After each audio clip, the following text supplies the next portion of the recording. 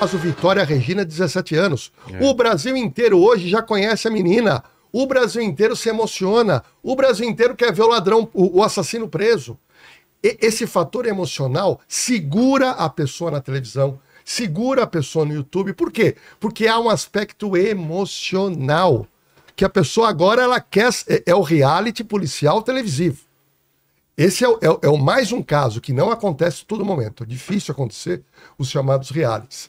Então, essa emoção. Por isso que novela tem crime, morte. Filmes, principalmente. Todo filme tem violência. Mesmo no reality show, os caras escolhem um vilão, né? Um vilão. Alguém para o pessoal odiar, Sim. né? Mas eu entendo da pesquisa que eu fiz que há essa necessidade que você tem de colocar um pouco para fora. Você coloca para fora. Pode ter certeza que o crime mexe muito com a emoção e isso te descarrega, te alivia. Por exemplo, na Operação de Risco, que é o programa que eu apresento, a pessoa vibra. Pessoas me param na rua. Lordelo, quando eu vejo ladrão no camburão, eu vibro. Essa vibração, o que é? Uma emoção que ela tá pondo para fora. É isso? Então vamos falar do caso Vitória, gente. Eu sei que a gente já falou em outro programa, mas se a gente pudesse dar uma linha do tempo, né? Um resumo do que aconteceu para quem não sabe nada, quem está perdido, tem fragmentos de informação, como que a gente poderia resumir isso? O caso Vitória é um caso, assim, curiosíssimo, tétrico. Começa no dia 26 de fevereiro de 2025. Uma moça que ninguém conhecia no Brasil, hoje conhece. Vitória Regina, 17 anos. Uma menina trabalhadeira. Uma moça que era da igreja. Ela sai da igreja por algum motivo. E ela começa a ter diversos namoradinhos. E essa moça trabalhava num restaurante no shopping de Cajamar. No dia 26, por volta de 10h30, ela sai do shopping e vai ao ponto de ônibus. E naquele ponto de ônibus tinha 2 homens que entram junto no ponto de ônibus. Ela pega o celular e ela já manda para uma amiga: eu tô achando estranho essas duas pessoas aqui. Medo. Imagina qualquer pessoa sozinha à noite. O pai dela sempre levava. Nesse dia, né? Ela vai pro segundo ponto, desce e eles não descem junto, ela se aliviou. Quando ela entra no outro ônibus, ela vai descer, ela fica com muito medo e ela manda uma mensagem: eu tô com medo, porque tinha pessoas aqui me olhando. Só que depois disso, Vilela, ela desaparece, o celular dela foi desligado e aí a família estava esperando ela chegar em casa e não chegou. A família faz um boletim de desaparecimento. E aí os canais de televisão começam: aonde está Vitória? E aí a Guarda Civil de Cajamar começa a vasculhar. Depois de uma semana, por causa do cheiro do morto, e o Vilela conhece muito bem como eu, Salada. o que é o Salada, desculpa. O Salada conhece muito bem o cheiro de um cadáver em estado de putrefação depois de 7 dias. É muito forte. É muito forte. Eu digo assim, Gruda na roupa. Não é que nem de um animal, cachorro. Que É pior que... Acho que a gente come tanta porcaria no nosso dia a dia que o ser humano é o que mais fede. Você pode ter cachorro, cavalo, qualquer outro animal, não tem o odor que um ser humano morto exala. É algo assim absurdo. E foi por causa desse cheiro que na mata alguém sentiu aquele cheiro, andou 200 metros e encontra o corpo de uma menina, e com esse calor que faz na cidade de São Paulo, o corpo estava totalmente desfigurado. O que os peritos perceberam logo de cara? Ela não foi morta no local porque não tinha sangue no chão. Outra coisa que eles perceberam: não dava para reconhecer a menina, não dava. Acreditavam que era a Vitória. Chama o pai, chama a mãe. E aí, por causa da perna, aonde tem uma tatuagem de borboleta, falou: é a minha filha. E a partir daí, vai para a necrópsia. A necrópsia ela revela abuso sexual, revela tortura, revela o corte de cabelo e revela facadas no peito, facadas na cabeça, e praticamente ela foi degolada ou semidegolada. Não tem cabimento uma cena dessa. Eu aprendi, quase 40 anos vivendo isso, Vilela, que o crime mais fácil para se resolver é o crime violento. É o crime mais fácil. Por quê? Eu praticamente resolvi todos os crimes violentos que eram na minha mão. O crime violento tem motivação, Vilela. O crime simples não tem motivação. Tanto é o que acontece. Quando você tem um caso, um crime de homicídio, inicialmente, quando a polícia vai trabalhar, ou a perícia, a gente não conhece nem a vítima É. e nem o sabe autor. nada. A gente não tem noção da vida pregressa. Então, o que se faz? O autor é desconhecido. O que eu tenho? A vítima. Então, se trabalha, a primeira coisa, a identificação da vítima. Uma vez que a vítima é identificada, se começa a entender a vida pregressa dessa vítima. Então, você começa a ver os hábitos que ela fazia para chegar na autoria. Então, às vezes, vamos supor, um homem que aparece morto. Ele bebia, ele arranjava briga, ele frequentava algum bar, ele era mulherengo, ele devia dinheiro. Então a gente começa a buscar na vida pregressa alguma possível motivação. Porque senão seria meio difícil, vamos dizer, chegar um maluco, não gostei do teu óculos, pá! Entende? Aí chegou assim, não gostei do teu cabelo, pá! Não é assim. E tem que ter, claro, pode ter um maluco, né? Mas 99% dos casos existe uma motivação. E estudando a vida pregressa da vítima, você vai atrás de uma motivação. Porque senão a gente, né, a nossa população seria 10% do que é hoje. E o crime de morte é o crime de motivação. Sim. Você entendeu? Por quê? Assassinato. Porque tem uma frase que é minha: ninguém mata ninguém de graça. A pessoa matou porque tem um motivo. O curioso é o seguinte: experiência policial, o Salada conhece muito bem isso, que já fez quantos milhões de lugares de cenas de homicídio. É diferente você encontrar uma pessoa morta na rua com um tiro, com 2 tiros, com uma facada perto de um bar. Agora, quando você pega uma menina de 17 anos que saiu do trabalho e ela é morta desta maneira e jogada para dentro de uma mata fechada, esse crime tem uma motivação. E aí começa as linhas de investigação. Foram buscar quem? O que o Salada disse. Com quem que ela se relaciona? E aí aparece um Gustavo, depois aparece outro Gustavo, depois aparece um tal de Daniel, que seria, tudo isso fofoca policial, que seria namorado de um dos Gustavos. Só que agora, no momento em que a perícia técnica analisou os celulares, e essa é a notícia desta semana, essa é a notícia, eu até trouxe para a sua equipe algo que eu consegui através da polícia, que é a postagem que Vitória fez quando estava chegando em Cajamar. Ela fez uma postagem, tirou a foto e disse: tô chegando. O pessoal seu deve ter essa postagem, vai colocar. E aí, no celular desse Michael, que está preso, que é o principal suspeito, encontrou que ele tinha deletado o quê? O print desse post. O print desse post.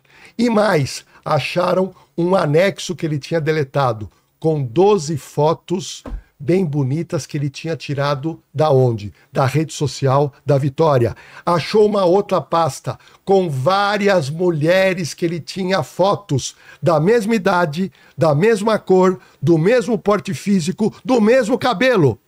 Olha que curioso, parece até o Maníaco do Parque. O que é isso daí?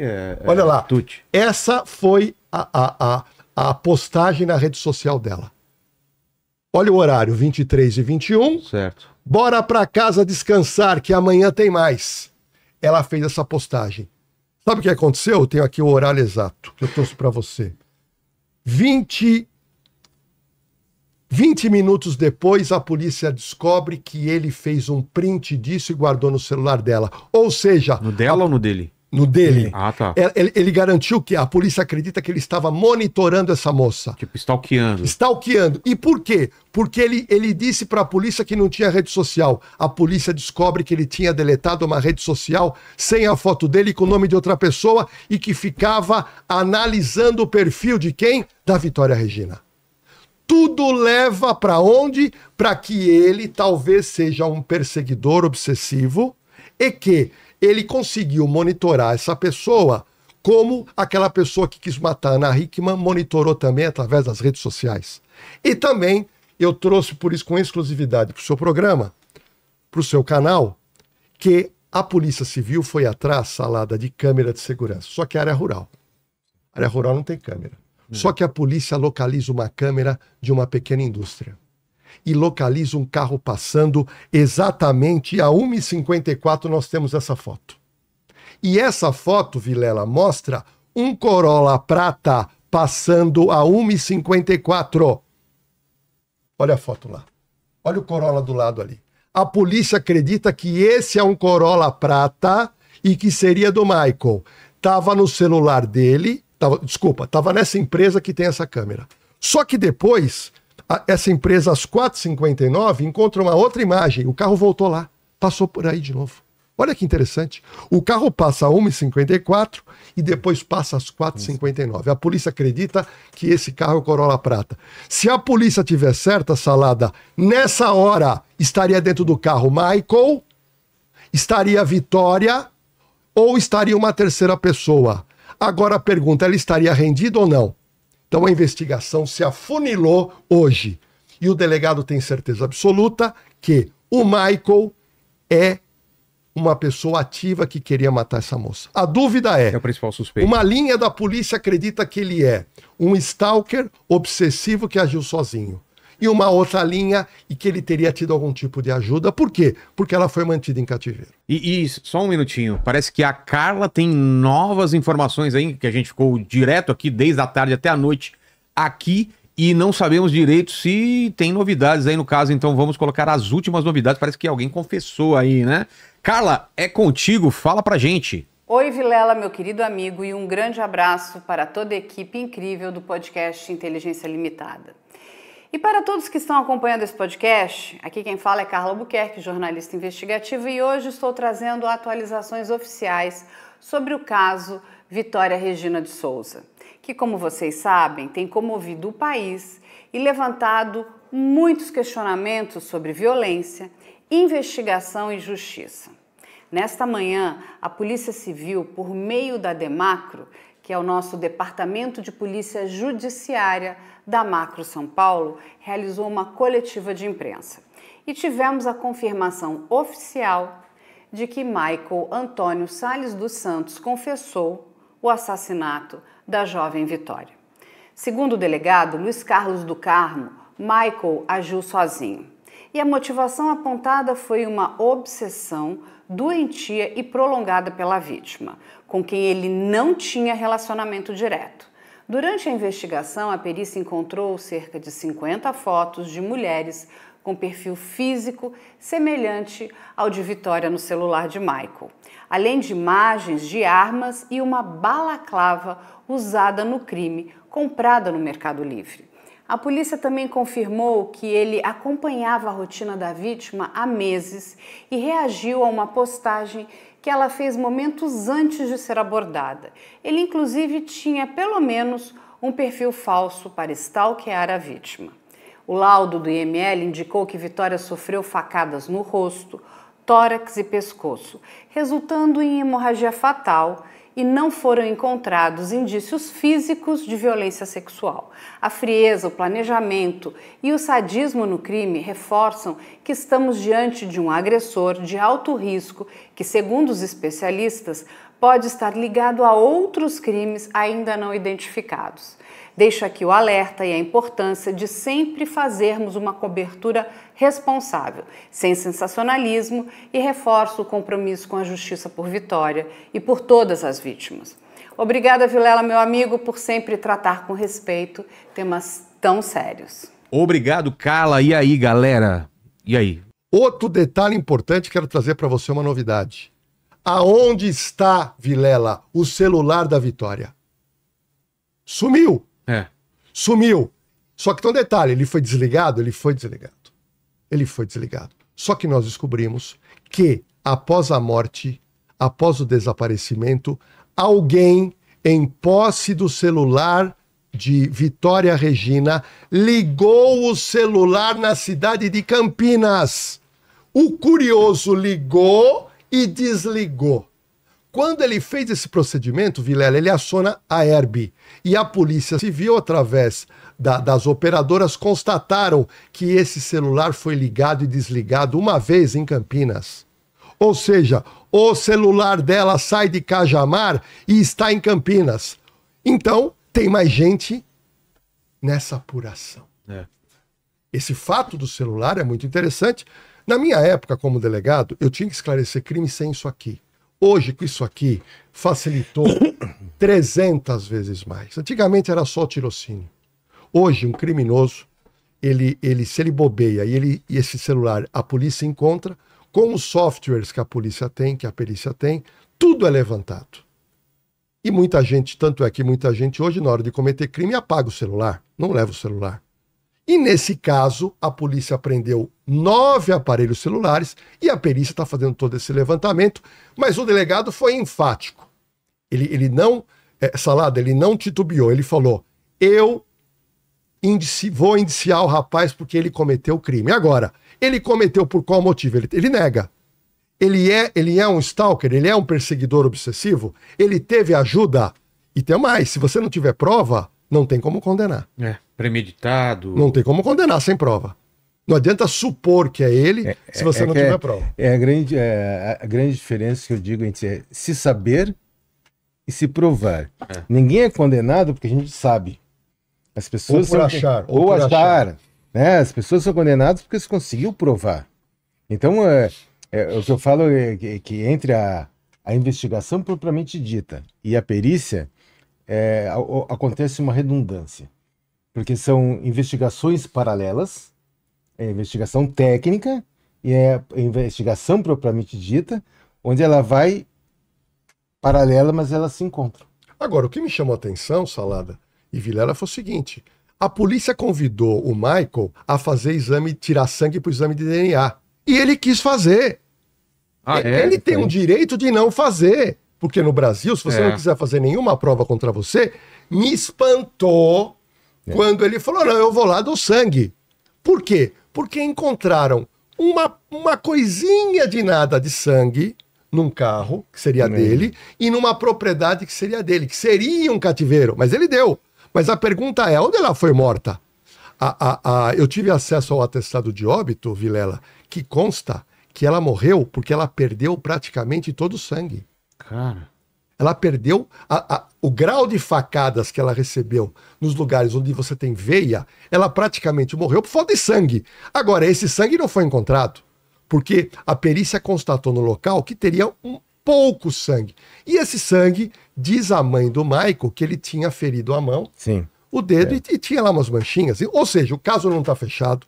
Não adianta também o delegado falar que é ele, pois as provas que a perícia tem que mostrar, e a perícia não inventa a prova. A perícia mostra o que ela vai encontrar. Então o caso, eu entendo que não está tão fácil assim de você mostrar, porque as provas também não chegaram ainda todas à delegacia. Existem algumas informações com relação tipo, ao celular. Esse mídia social que ele tinha, em outro nome, está no celular, as fotos, um monte de coisa que ele tinha.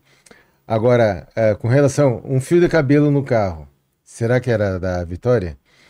O sangue encontrado no carro, será que é da Vitória? Porque se for dele, não resolve nada.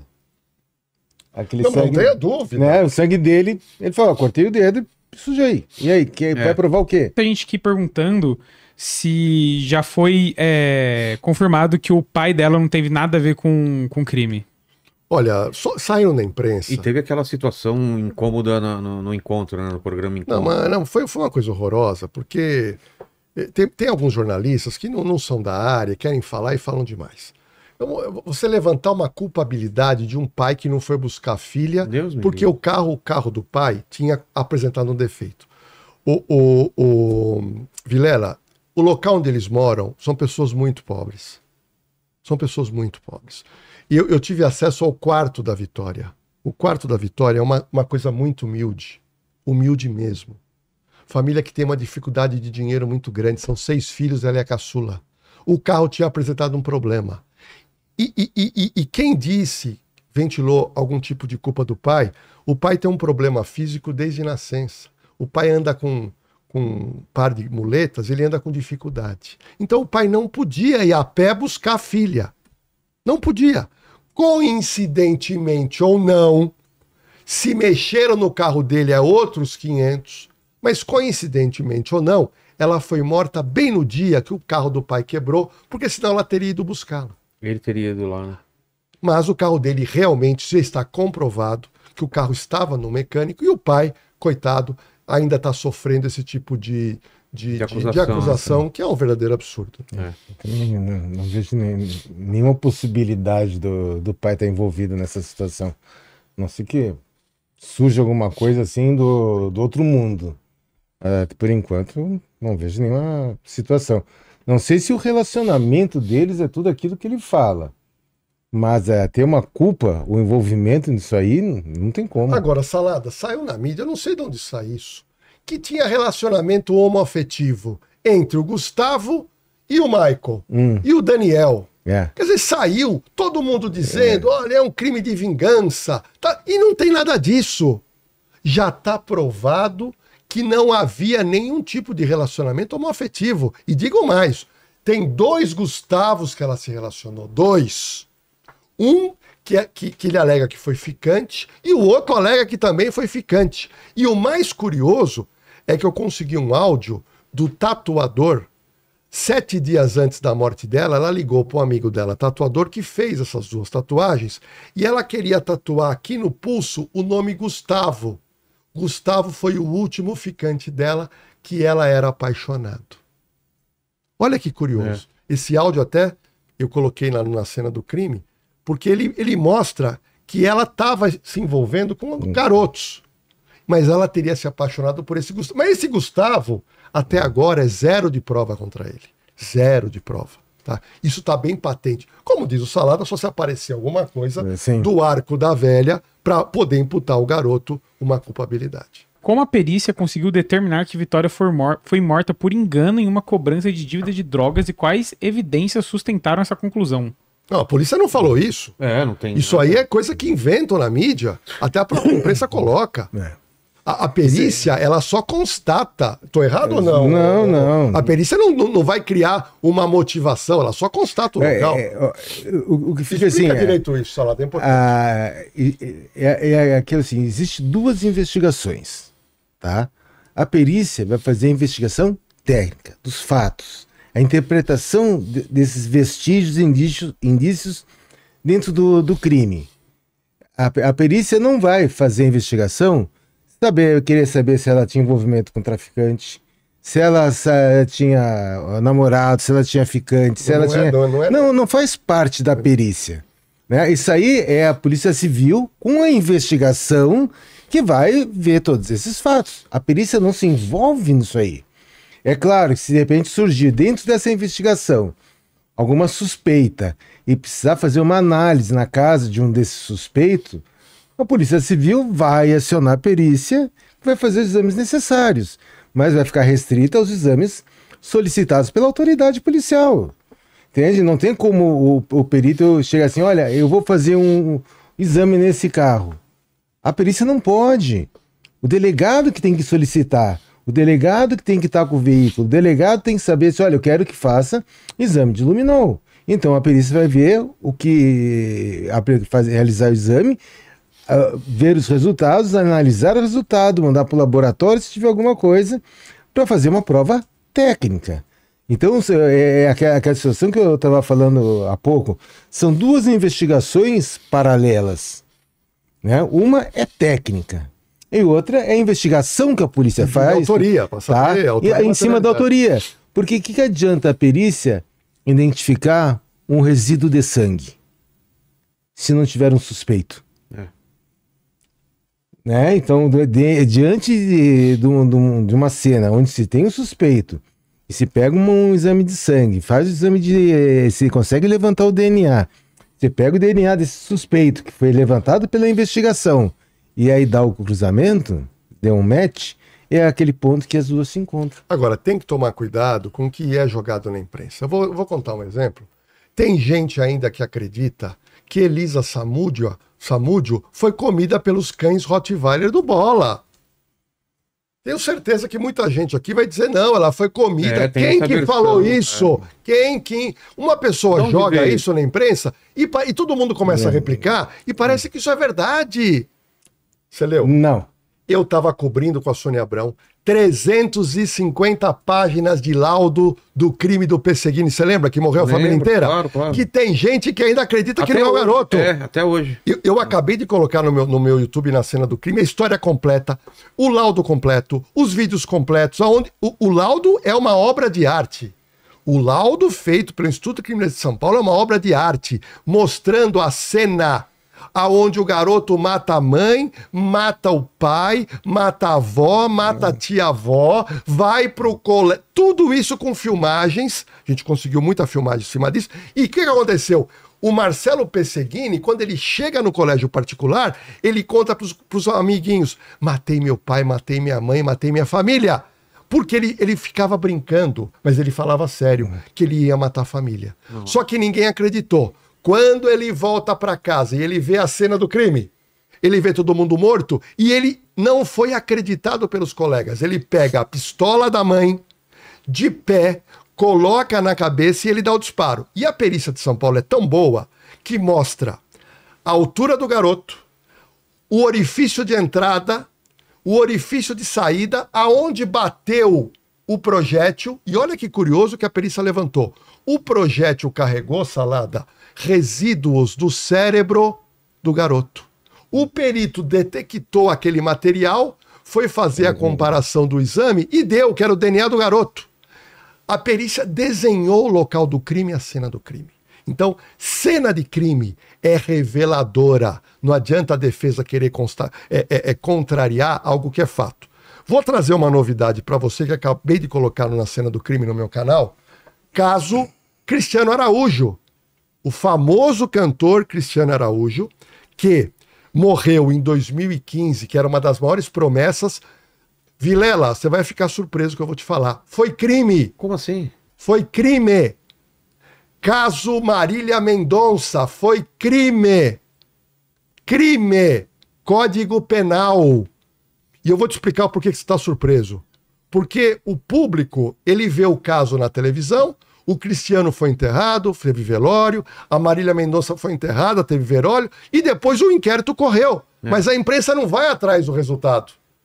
A imprensa não tem interesse. E aí eu peguei o quê? O caso Cristiano Ronaldo, fui atrás de todos os laudos da perícia lá de Goiás, fui atrás no relatório do delegado, fui atrás da denúncia do Ministério Público e o juiz no final culpa de homicídio da forma culposa o motorista Ronaldo.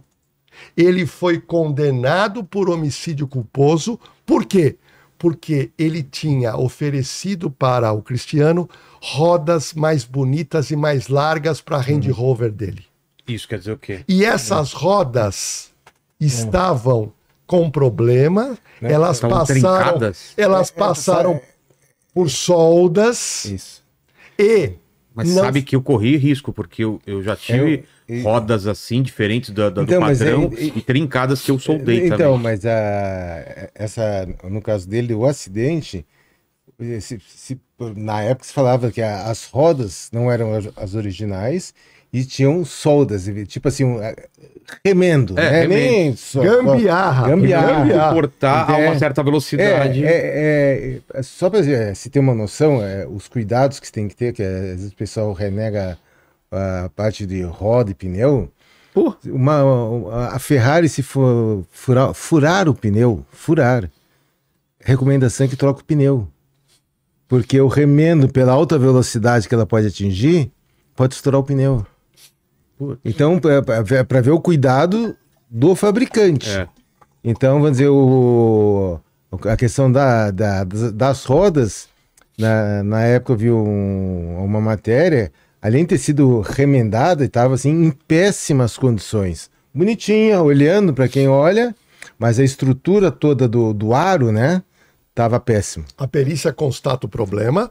E outra coisa, a velocidade da pista era 110 e ele estava a quase 170 km por hora. Nossa. A partir daí, olha que interessante, o Cristiano, juntamente com a sua namorada de 19 anos, foram arremessados para fora do carro, porque eles não usavam cinto de segurança. O motorista e o empresário usavam cinto, não aconteceram nada, lesões leves. A justiça cravou a condenação e já em última instância condenado 1 ano e 8 meses, revertido com prestação de serviço à comunidade e perde a primariedade. Então, no caso do Cristiano, crime. Tá lá na cena do crime, se você quiser ver. Outro detalhe, o crime da Marília Mendonça, a queda do avião que mata 5 pessoas. O CENIPA faz um laudo, eu peguei o laudo inteiro para ler. A Polícia Civil, através do Instituto de Criminalística lá de Minas, faz o laudo também. Os 2 laudos mostram que houve o quê? Culpabilidade de piloto e copiloto. E o delegado, no final do relatório, coloca: o caso foi, o avião caiu por culpa do piloto e do copiloto. Mas como morreram, solicito o arquivamento do inquérito policial. Se algum deles tivesse sobrevivido, Vilela, eles responderiam pelo crime de homicídio na forma culposa. E o que aconteceu? Qual foi o erro nesse caso? Isso é muito interessante. Primeiro, era a primeira viagem deles para esse pequeno aeroporto. Para esse destino. Pequena para esse destino. E o que aconteceu? O CENIPA e o delegado de polícia e a perícia acreditam que eles estavam olhando para a pista e o avião estava muito baixo. Olhando para a pista, eles não teriam visto o quê? Uma antena de fios que estavam colocados ali, e o avião bate nesses fios dessa antena. O avião bate, praticamente arranca um dos motores, perde, é óbvio, dirigibilidade, bum, caiu e morre todo mundo. Então ficou patente, isso é indiscutível, e é importante que o seu público saiba disso, porque muita gente fala assim, é uma fatalidade. Não existe fatalidade em acidente, existe crime. Só quando não tem responsabilidade de quem está dirigindo. No caso do Cristiano... Era bom também explicar o doloso e o culposo, né? Para as pessoas entenderem, né? Crime doloso é a vontade... Olha lá a foto de como ficou o avião. Olha lá. Se vocês repararem... Bem impressionante. Repara que o motor foi arrancado. O motor foi arrancado porque ele bate nesse fio que estava numa antena. Um dos motores ou os 2? Um caiu, o outro bateu... e parece que se deslocou na queda. Um foi arrancado pela próprio impacto. Ou seja, ele dirigia em baixa altitude e foi um erro isso, que não tem cabimento. O clima era bom, o tempo era bom. No caso do Cristiano, eu falei uma fala forte lá no meu YouTube, na Cena do Crime, e arrumei lá uma discussão com o cantor Marrone. Vou te explicar. O cantor Marrone, logo após o acidente, resolveu contratar o Ronaldo. O Ronaldo é o motorista, que foi condenado. E, na realidade, ele contrata, Marrone, você contrata quem você quiser. Não sou eu que estou pondo a minha família, você contrata quem você quiser. Mas ele falou uma frase que eu não gostei. Porque ele falou o seguinte, eu estou contratando o Ronaldo porque ele é pai de família, até aí tudo bem. Porque eu gosto dele, ele é do meio artístico, ele sempre trabalha com artista, mas ele falou assim, foi uma fatalidade. Não foi fatalidade, Marrone. Foi crime. Fatalidade é outra coisa. Fatalidade é você está dirigindo um carro numa estrada e uma chuva e um vento tão grande que arrasta o seu carro, capota e você morre. Isso é uma fatalidade provocada pela natureza. No caso dele, Marrone, não foi fatalidade. Foram rodas que foram feito gambiarra, foi excesso de velocidade. Ele, como motorista, tinha que ter pedido para os 2 colocarem o cinto de segurança. Juntou tudo isso, cai no culposo, que pode ser através de negligência, imprudência ou imperícia.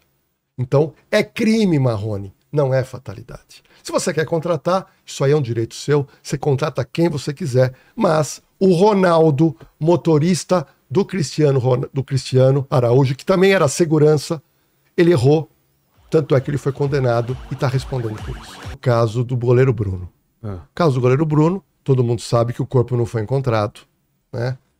A pessoa que foi condenada é o Bola, é um ex-policial civil, conhecido lá como matador de aluguel, está cumprindo pena ainda, está cumprindo outros processos também de matar gente.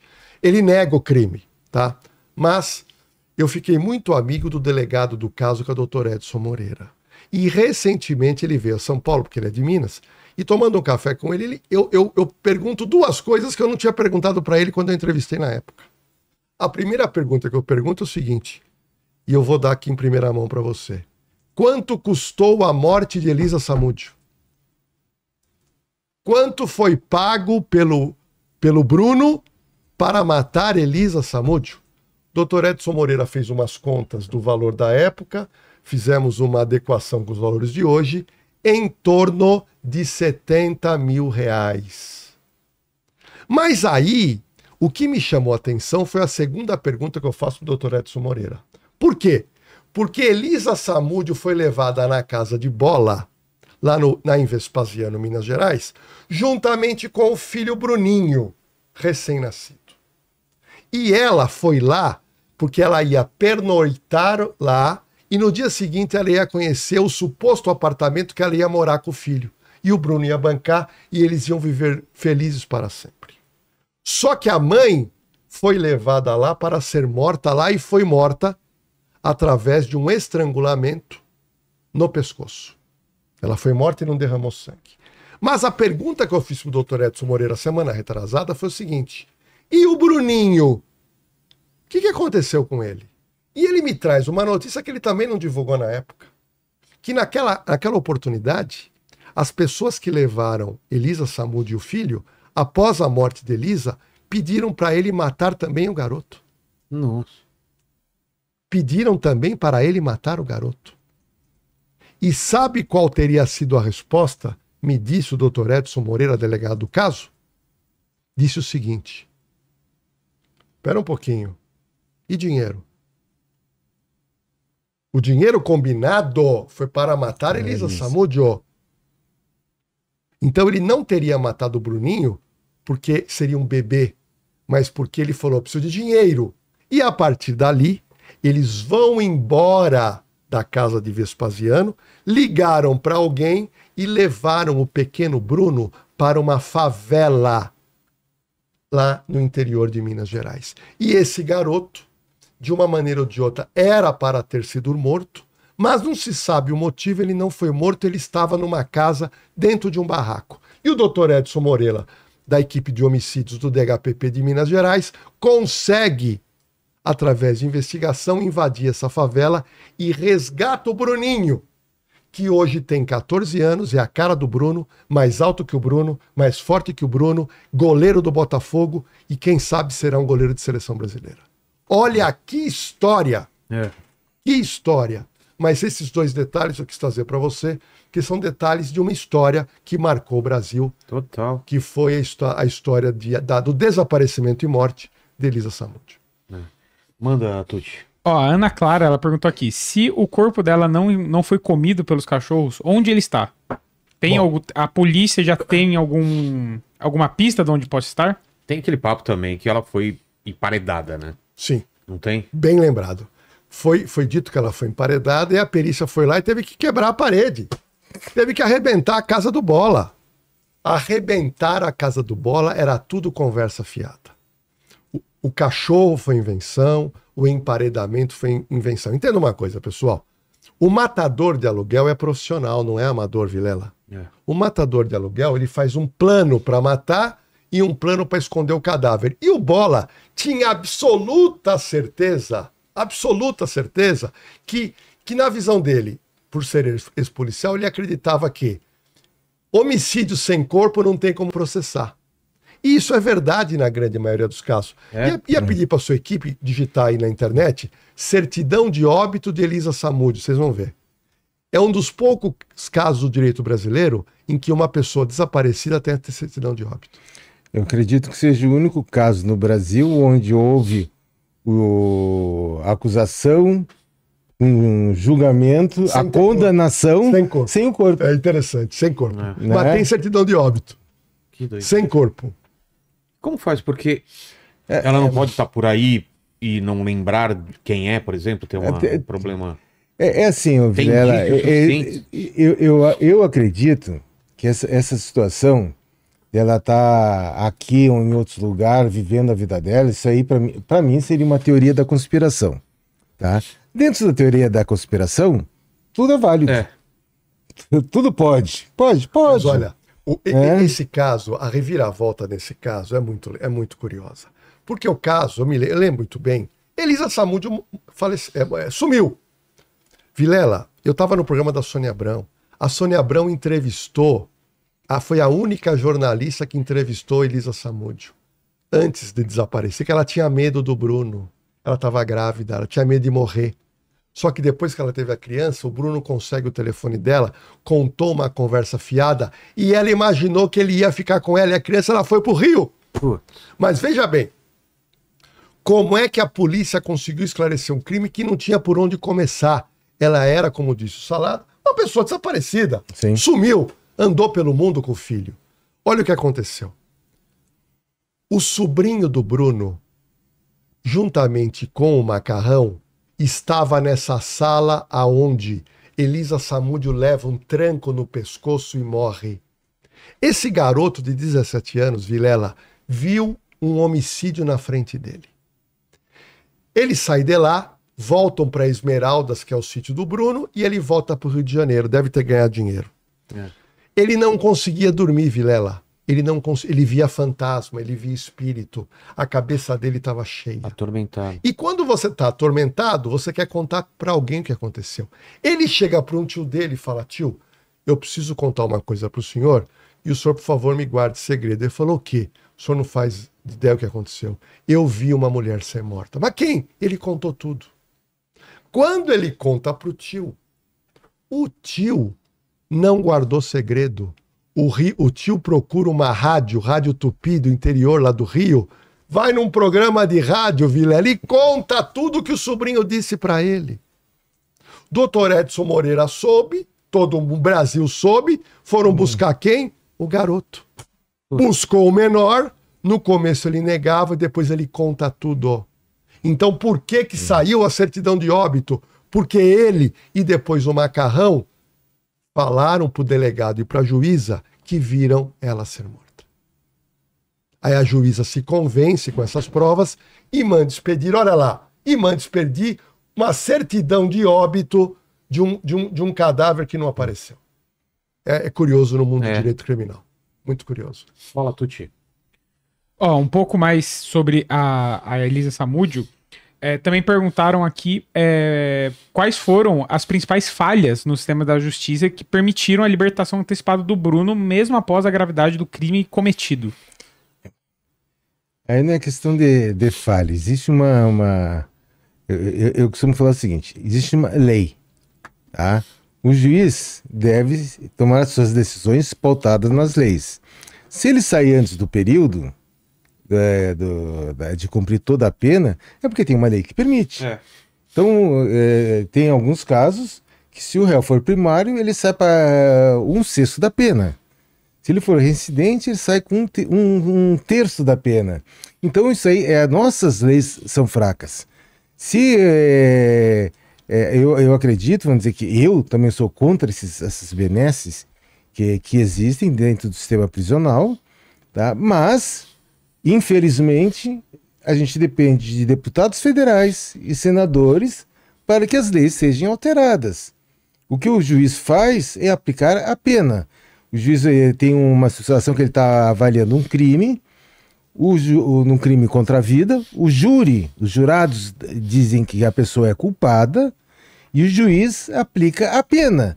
Ele vai pegar tantos anos por homicídio, tantos anos por ser meio cruel, tantos anos por ser vilipêndio de cadáver, fraude processual. O juiz só aplica a pena. Então, se o juiz chegou e está dando a liberdade, começa na liberdade, ter os benefícios das saidinhas, Progressão de para pena. Progressão de pena, porque a lei permite, existe isso aí seria no Código de... Lei de execuções penais. Exato, lei de execuções penais, exatamente. Então as leis, agora, quer que seja diferente, os deputados e senadores têm que fazer projeto de lei, ser aprovado, e aí então as leis mudam. Já cumpriu 27 anos de cadeia, matou 7 mulheres. 7 mulheres. Só que ele não matou só 7. Tem mais 4 desaparecidas que a gente sabe que tá no Parque do Estado, mas não encontra, porque lá aquilo é enorme. Então, em tese, ele matou 11. Mas no caso dele, ele só pode cumprir até 30 anos. Porque ele pegou a lei velha, a lei nova agora é 40. Então vamos lá. Ele já cumpriu 27 anos e falta mais 3. Só que desses 3, ele trabalhou muito lá. Cada 3 dias trabalhado, desconta um dia da pena.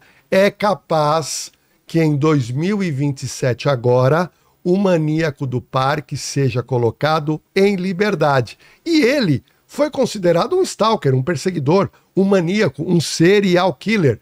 Ele matava as moças desconhecidas com a mesma característica física, de cabelo, de cor, de idade. É uma coisa impressionante. E no caso da Vitória, foi encontrado no celular do Michael, que está preso, o quê? Fotos de meninas semelhantes.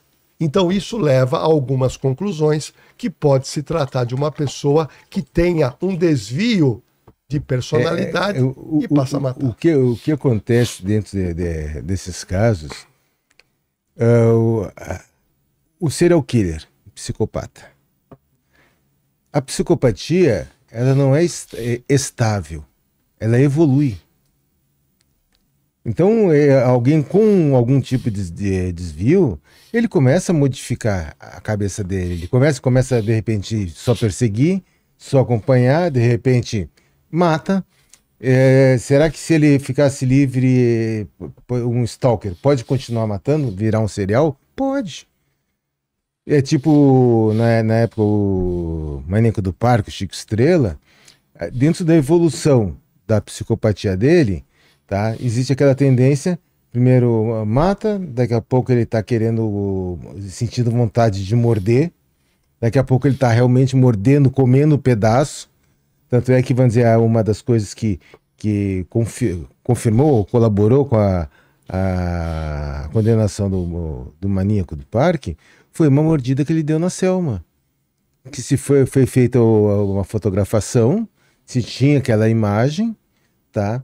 E quando ele chegou do Rio Grande do Sul, ele passou pelo ML, que é de praxe, e foi para a perícia.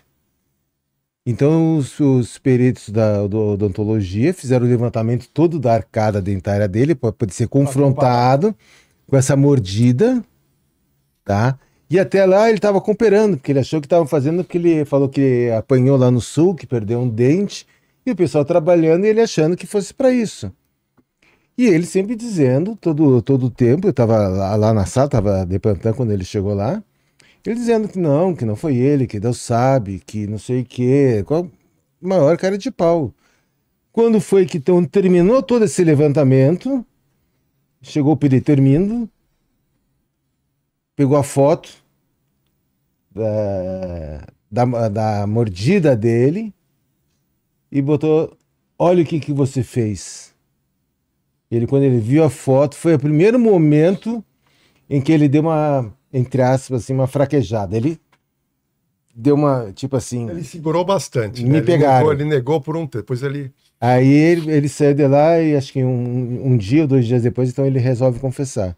Mas a primeira quebrada que ele deu foi quando o perito pegou e mostrou a foto da mordida que ele deu na Selma. Agora, tem um fato interessante nesse caso. A segunda moça que ele matou, que ele tira do centro de São Paulo e leva para o Parque do Estado, ele mata essa moça e não sabe-se por quê, ele pegou, Vilela, o RG dessa moça. Ele pega o RG e ele pôs fogo no RG. Só que ele pôs fogo, mas ele não queimou o RG ficou metade queimado.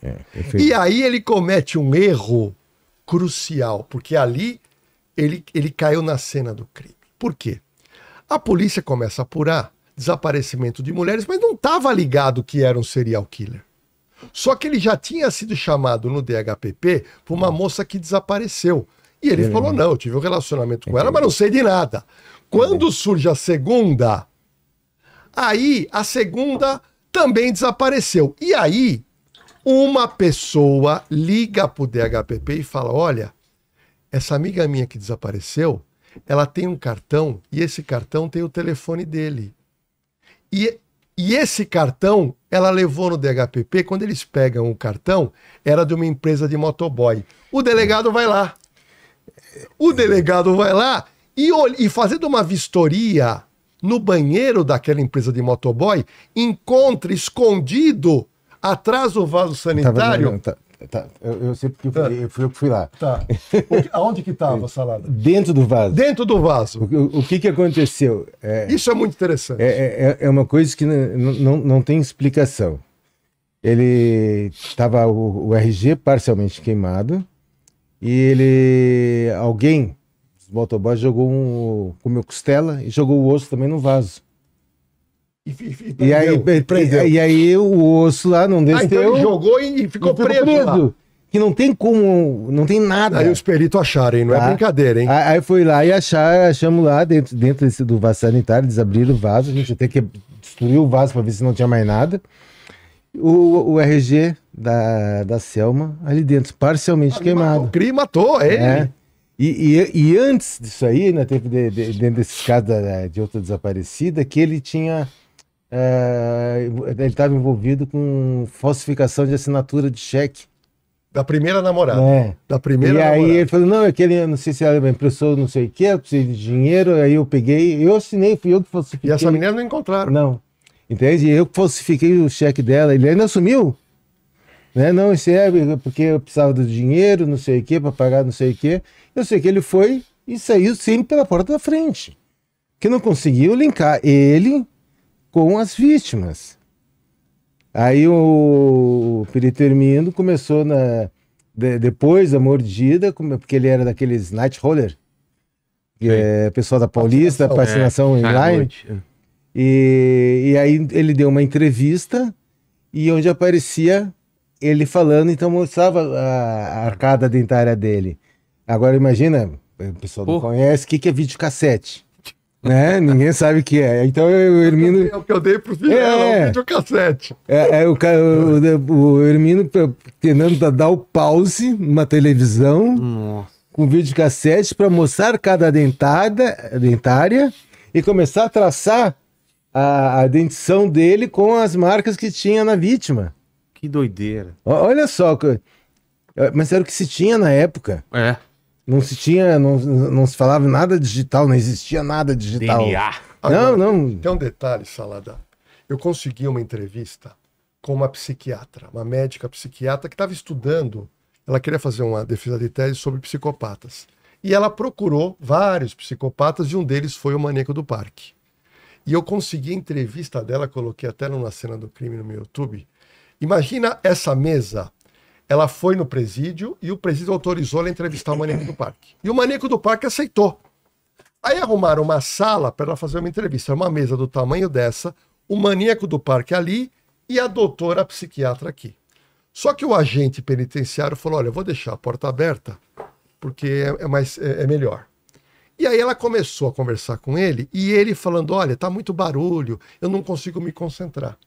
E o Maníaco do Parque convence ela, falou, olha, é melhor fechar a porta porque eu não vou conseguir me concentrar. E a médica levanta, chega pro agente penitenciário e fala, fecha a porta, por favor. Doutor, é perigoso? Não tem perigo nenhum, tô batendo papo com ele. E ela fechou a porta.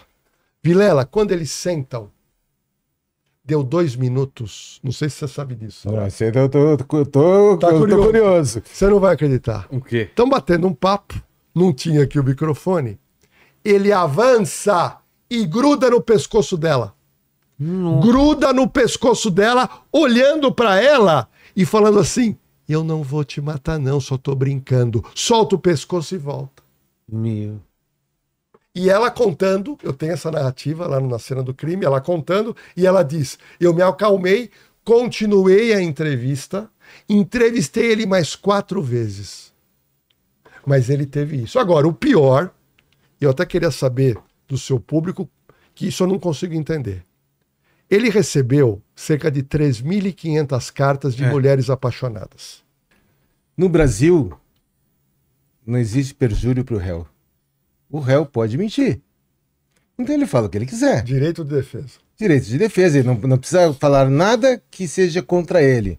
Então o que aconteceu? Os advogados chegaram para ele e disseram, olha, eu consigo diminuir a tua pena se você negar até o fim. E os dois chegaram, tá bom, vamos negar até o fim. E vão continuar negando eternamente. Que foram eles Com certeza absoluta. Agora, eles não precisam assumir a culpa de uma coisa que eles fizeram. Foram soltos, né? Já estão Os soltos. dois são soltos. Esse fato, ele é muito curioso. Eu aprendi uma coisa na polícia, Vilela, que é o seguinte. Quer esclarecer um crime? Vai em velório. Por quê? Todos os homicídios que eu tive, eu pegava um investigador, roupa assim simples, e falei, vai no velório. Velório e enterro. Vai lá. Por quê? Tem muito bochicho. Muita conversa. Muita conversa. No caso Isabela Nardoni, eu fui até a delegacia no dia. Por quê? Porque o caso não batia. Não existe. Não existe uma garota ser lançada por um bandido, sendo que o pai estava no... Isso não existe. É uma história para boi dormir, tá? E ali na delegacia, eu não pude entrar, é óbvio. Mas um cinegrafista muito esperto da Record, e eu estava lá, ele leva a delegacia, aquelas delegacias antigas, onde a janela é mais baixa, ele levanta a câmera e ele coloca na sala do delegado, aonde estava Alexandre Nardoni, o pai e um outro advogado. E eu vi naquelas imagens depois na Record que ele estava com uma cara meio de... Não cara de revolta. Imagina se aquilo fosse verdade. Você perdeu uma filha lançada do 6º andar do edifício. Ou seja, ele não demonstrava fisionomicamente a tristeza e a revolta de perder uma filha naquele momento.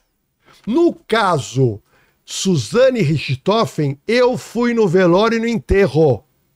Eu até mandei a foto para a sua produção, se vocês tiverem, aonde mostra a cena onde aparece Suzane, um homem que eu pensei que era o tio dela e não era, porque é muito parecido com o pai.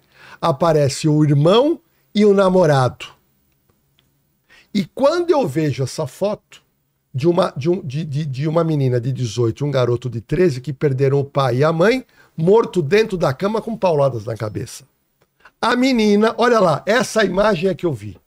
Essa imagem é reveladora quando você faz uma análise corporal, Vilela. Então veja lá, essa moça, ela me coloca uma calça justa, cintura baixa, um topzinho mostrando a barriga, e ela tem cara de choro, só que não saía lágrimas dos olhos. Não saía lágrimas dos olhos. O irmão que está do lado, que é o Andreas, ele está completamente fora de uma realidade, porque para ele é um choque. Está na cara dele o choque que ele está vivendo. E o namorado dela, o Daniel Cravinhos, olha lá, ele me coloca gravata, camisa de manga comprida que ele nunca usou, e com uma cara olhando para baixo, que a gente chama, que é uma cara de suspeito. Essa foto já era reveladora. É óbvio que ninguém poderia dizer, foi ela e foi ele. Por essa foto. Mas, 4 dias depois era aniversário dela, e na mansão da família foi feito um churrasco onde todos participaram. Tá louco. Fala, Tuti.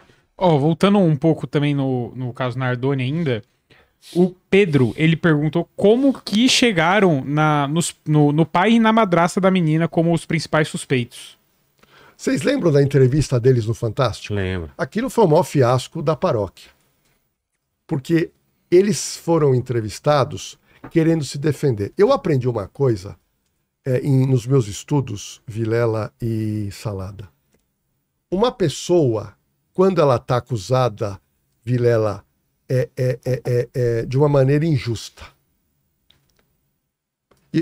Quando eu faço palestra, eu crio a seguinte situação. Imagina na sua empresa aqui, seus funcionários estão aqui, uma pessoa chega e fala assim, olha, meu celular sumiu. Aí o Vilela está aqui, está lá 6, 7, 8 pessoas, meu celular sumiu. Aí alguém chega e fala assim, olha, foi você que roubou meu celular, devolve meu celular. Pô. Vilela, se alguém te faz uma acusação tão grave como essa, qual seria o seu procedimento tamanho uma injustiça tão grande? Revolta, né? Revolta. Você partiria para cima dessa pessoa? Claro.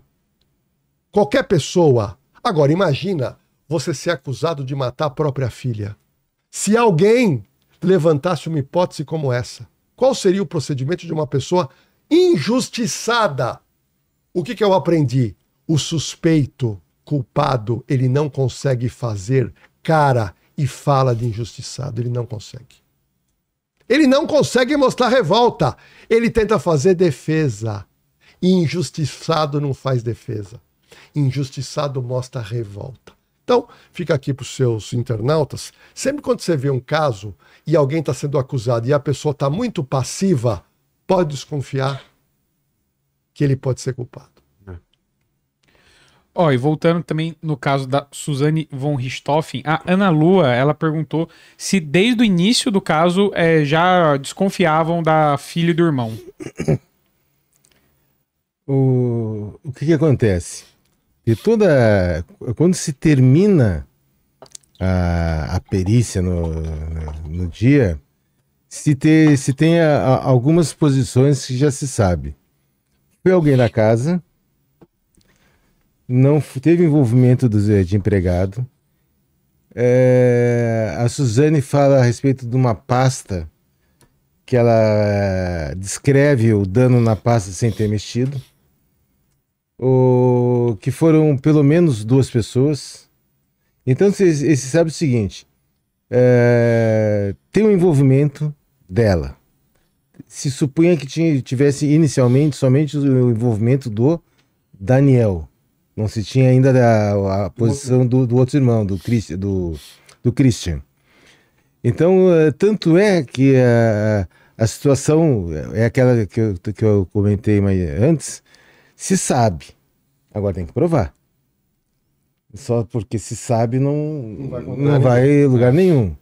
Então, tanto é que quando essa ideia já estava tão forte, que quando o trabalho pericial foi terminado, quando ela foi liberada da delegacia, já tiveram autorização e já grampearam todos os telefones que eles poderiam ter, vamos dizer, utilizado da casa, do Daniel, do tio da Suzane, tudo já estava no grampo. E à noite, que era o que a polícia estava esperando ver o que iria acontecer, Suzane fala com o Daniel, e a primeira frase que ela fala com o Daniel no telefone, olha, cuida que o telefone pode estar grampeado. Então, quer dizer, alguma coisa, só coloca ela de uma forma mais forte do envolvimento dela, mas ainda não tem a prova. Tanto é que o crime aconteceu de quarta para quinta, no sábado foi a festa, e na sexta-feira da semana seguinte, então eles foram conduzidos, não intimados, eles foram conduzidos para o DHPP, que o pessoal já tinha levantado provas, informações suficientes, e onde dentro da conversa que se teve com eles, então eles confessam o crime. Então, quer dizer, o caso demorou praticamente uns 8 dias com o trabalho da Polícia Civil, que aí, vamos dizer, chegou a ser uma questão de honra para a equipe conseguir provar e indiciar os envolvidos. Crime amador, né? Crime praticado por amadores.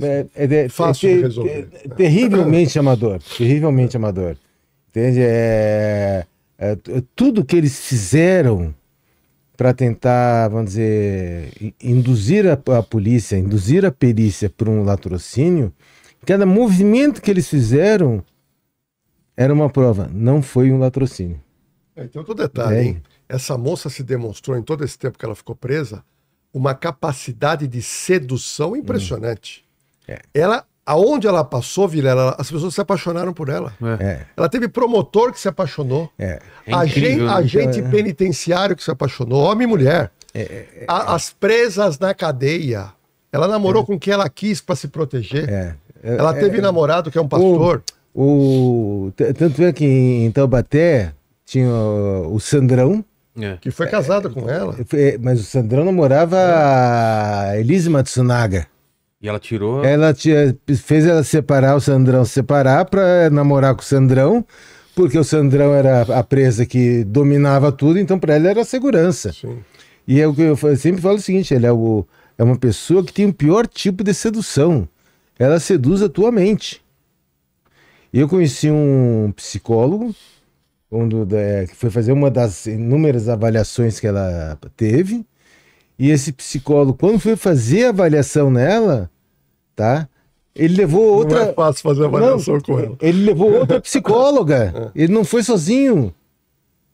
Porque ela conseguir seduzir a cabeça de alguém sozinha é uma coisa. Seduzir dois profissionais de uma forma simultânea, aí fica difícil. Tanto é que ela casou, tá com filho. Sim. E veja bem, o que eu quero insistir, ela nunca se mostrou injustiçada e revoltada. Sempre quis se defender, como aconteceu com o Ioki. Elise Matsunaga.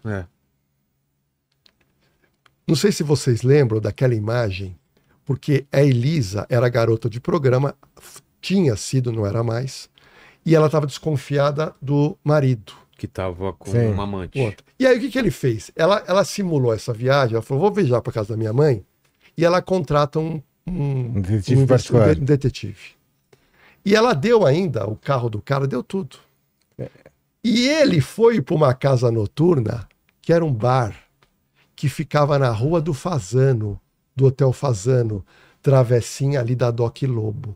Por sinal, tá fechado. E o rapaz com uma câmerazinha.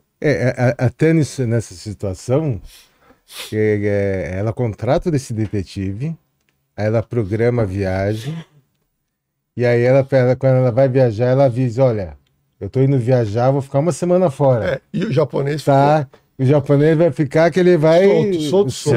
Livre, leve e solto. Então, que seria o momento que ele teria para fazer essa documentação, né? Do que o outro. Mas agora eu vou fazer uma pergunta pro Salada. Aí é uma questão de feeling de cada um. Salada e pro Vilela. Você acha, Salada, que Elise Matsunaga programou a morte ou foi sob violenta emoção? Na sua opinião. Bem, vamos analisar por partes. Mas depois termina a história aí da traição. Primeiro, tem um ponto de vista. Ela comprou uma serra elétrica portátil. Aí ela, claro que não era para fazer poda, aí ela alegou inicialmente que era para ele abrir as caixas de vinho dele. Aí, então a gente pensa o seguinte, imagina um cara que vive do meio, leilões, não sei o que, conhece vinho pra caramba, ele nunca comprou uma serra. Será que ela que estava, entre aspas, querendo entrar nesse meio, descobriu uma coisa que era muito mais útil, mais fácil, né, para ele usar uma serra elétrica? Não foi utilizada no crime. Tá, isso aí eu também trabalhei nesse caso, foi testado, tudo, não tinha resíduo de sangue, não tinha nada. Ela cortou na faca. Na faca. Aí o que acontece? Ela tinha... Não pode dar a resposta. Não, mas não. Tá preparando. Tá me enrolando. Eu quero saber se você acha que esse é homicídio com vontade de dolo, ela planejou a morte ou ela... O que acontece? Houve um planejamento?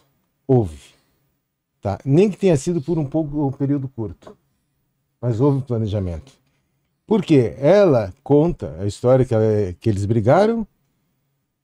Não, primeiro ele pegou a pizza, brigaram e aí aconteceu a situação. Tá? O que acontece?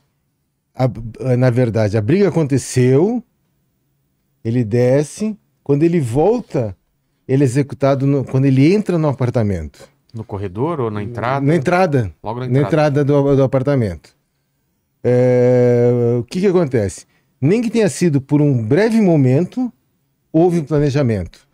Por quê? Foi um tiro a curta distância, um tiro na região lateral esquerda da região frontal.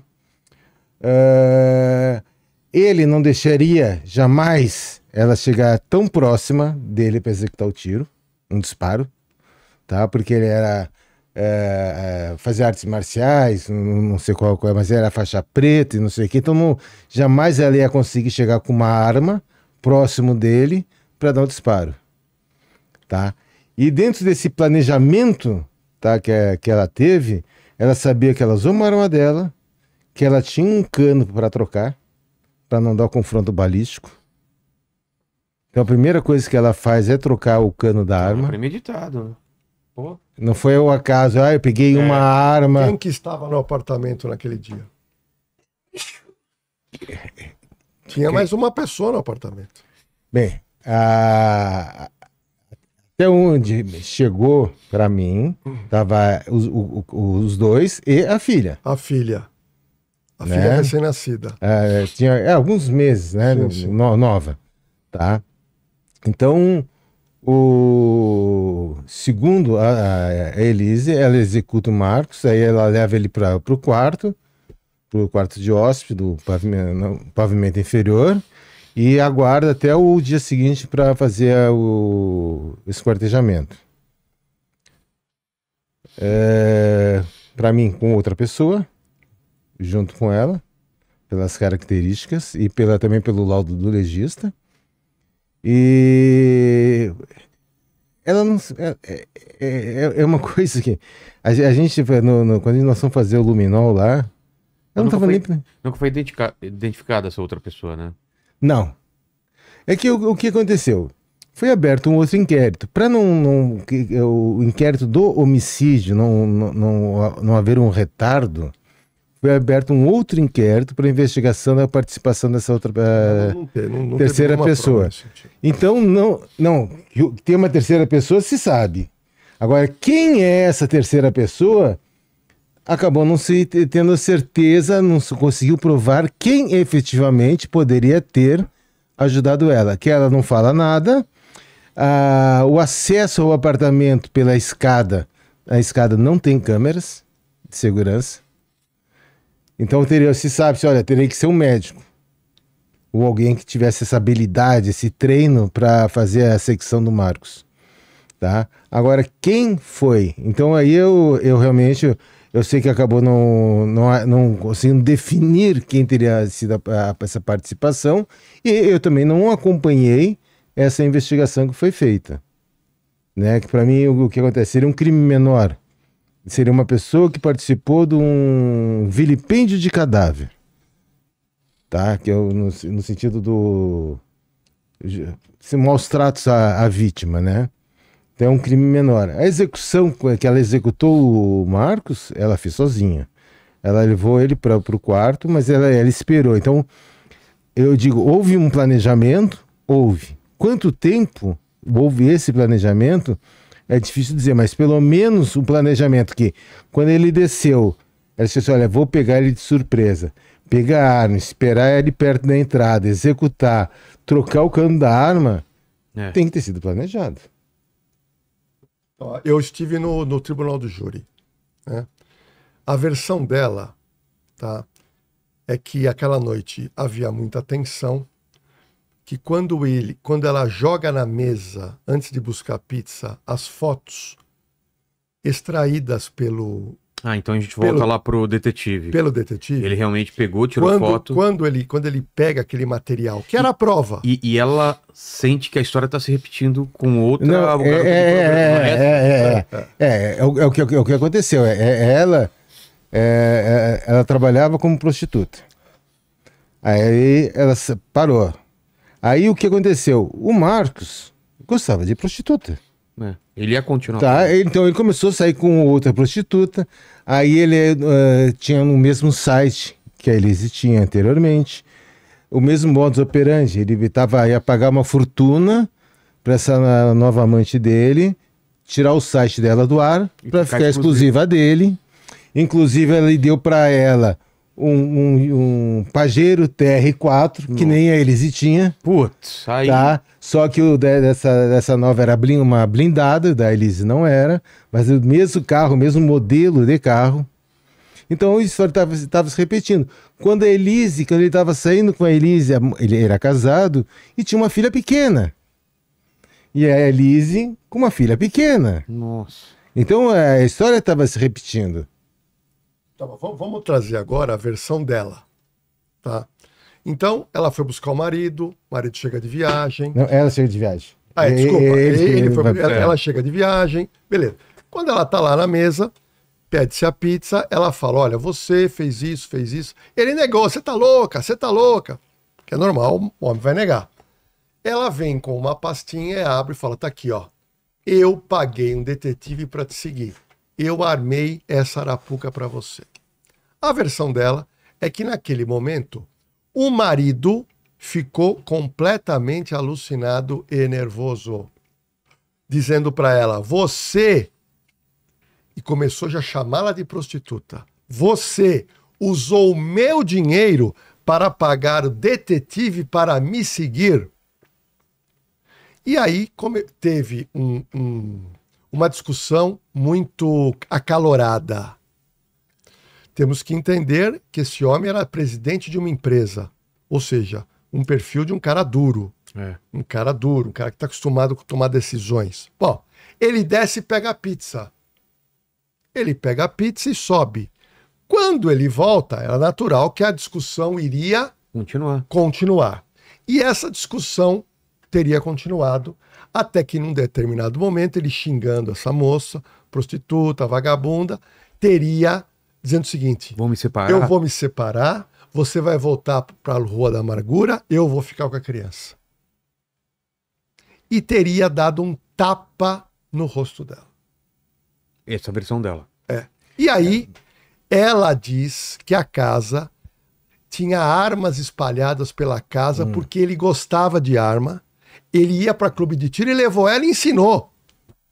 Então diz ela que é uma coisa absurda, né? Porque você tem arma na sua casa, tem que guardar no cofre.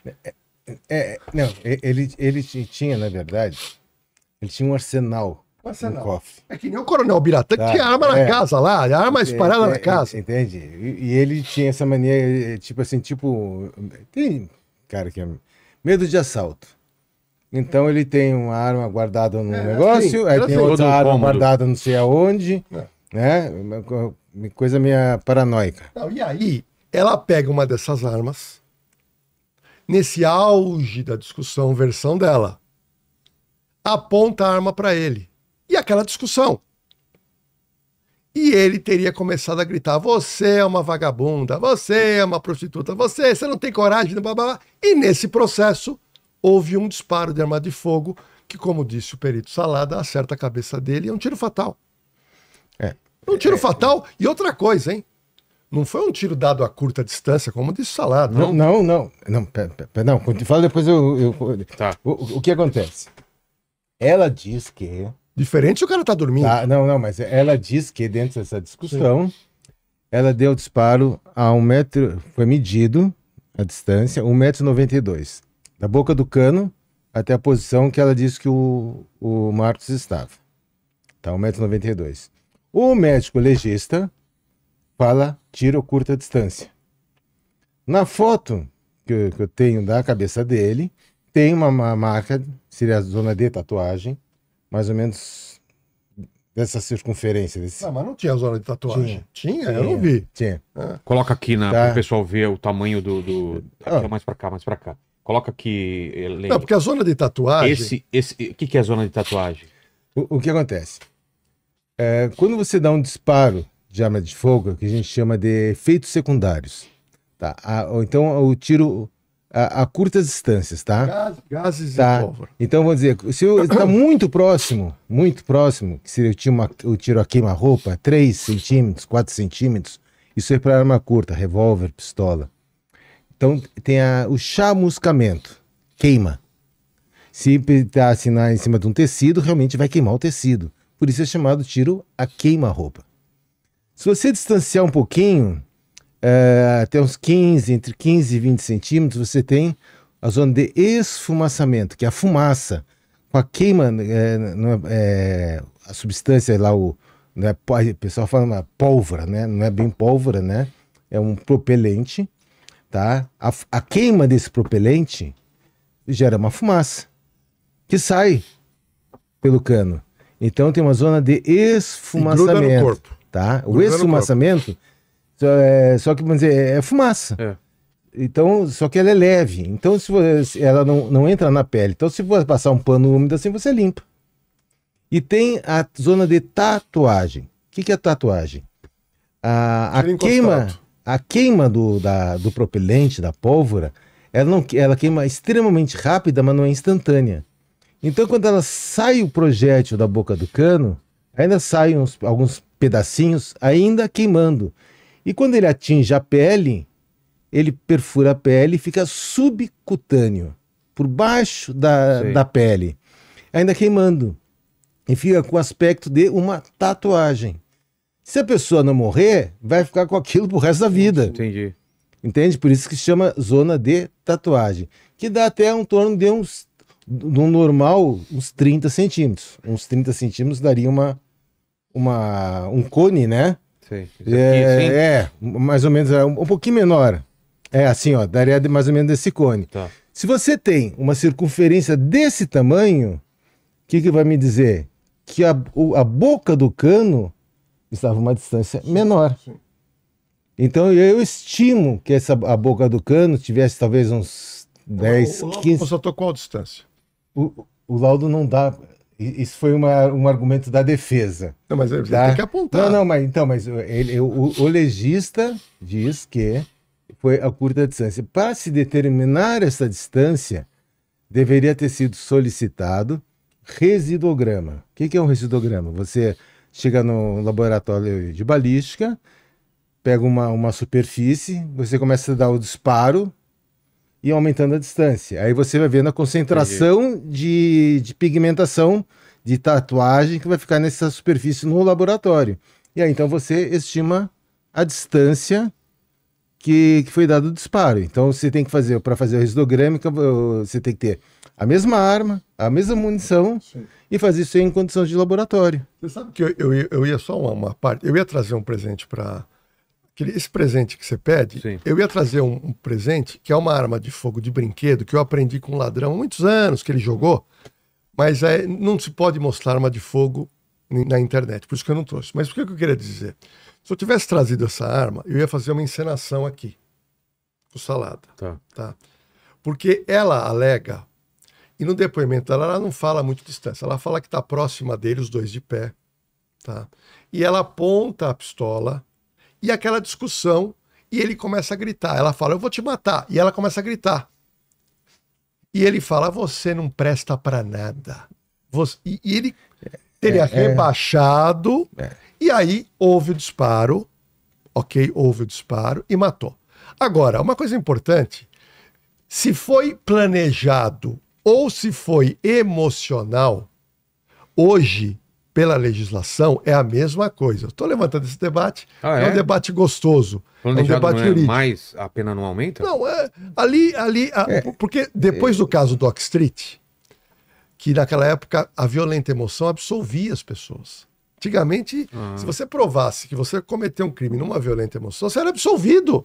Tanto é que o Dock Street, quando mata a Angela Diniz, no primeiro julgamento, ele foi absolvido. Aí houve uma movimentação, no segundo ele foi condenado, e depois daí, não se importa muito, hoje, se a pessoa falar que foi no momento de fúria, de ira, ele vai responder pelo homicídio e acabou. Mas no caso dela, ela reconfessa, mas ela conta na sua confissão que ela não queria, o planejado não era matar, mas matou. Mas matou e foi condenada.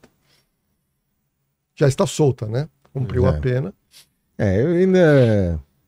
Para mim, o que acontece?